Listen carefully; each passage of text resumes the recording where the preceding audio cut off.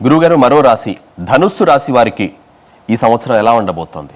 ధనుస్సు రాశి, ఈ రాశి వారికి 49% అనుకూల ఫలితాలు ప్లస్ పాయింట్స్, 51% మాత్రమే వ్యతిరేక ఫలితాలు. దాదాపుగా ఒక 2% వేరియేషన్ ఉంది. అదేం పెద్ద చెప్పుకోదగినట్టు ఏమీ కాదు. కానీ ఈ రాశి వారు ప్రతి విషయంలో జాగ్రత్తలు తీసుకోవాలి. ఉద్యోగంలో, వ్యాపారంలో, ఆరోగ్యంలో, కెరీర్లో, వివాహ నిర్ణయాల్లో, దాంపత్య జీవితంలో, లైఫ్ అడ్మినిస్ట్రేషన్లో అన్నింటా కూడా జాగ్రత్తలు అవసరమే. లాభస్థానంలో మాత్రం మీరు నిర్ణయాలు తీసుకోనక్కర్లా. మీరు పని చేసినా చేయకపోయినా ఏదో విధంగా లాభం వస్తుంది. అది ఎట్లా వస్తుందంటే అది అలాగే వస్తుంది. లాభం మాత్రం వస్తూనే ఉంటుంది. కూర్చుని లాభం వస్తూ ఉంటుంది. అది ఎలా వస్తుందంటే ఒకసారి ఆలోచన చేయండి. బట్ మరొక మాట ఏమిటంటే రుణాలు మాత్రం కొంత పెరుగుతాయి, రోగాలు కొద్దిగా పెరుగుతాయి, కొద్దిగా శత్రువులు పెరుగుతారు, లాభం పెరుగుతుంది. ఈ లాభం వచ్చింది ఆ రుణం చెల్లించడానికి పోతుంది, చివరికి వస్తే జీరో చేరుతుంది.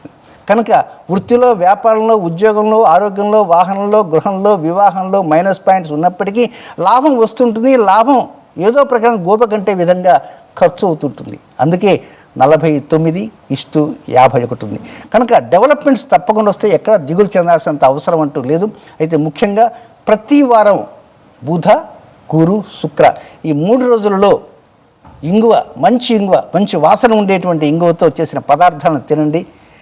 మీకు ఇంగువ తినటం ఇష్టం లేకపోతే కనీసం ఒక చిన్న డబ్బీలో ఇంగువ గడ్డ పెట్టుకొని బుధ, గురు, శుక్రాల్లో మొత్తం సంవత్సరం అంతా 354 రోజుల పాటు కొనసాగుతుంది. కనుక వారానికి 3 రోజులు మాత్రమే జస్ట్ స్మెల్ చూస్తూ ఉండండి.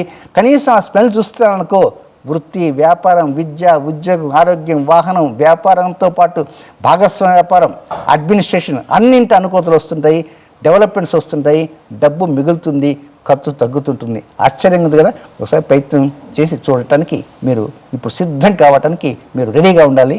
చూడండి పరిస్థితి ఎలా ఉంటుందో.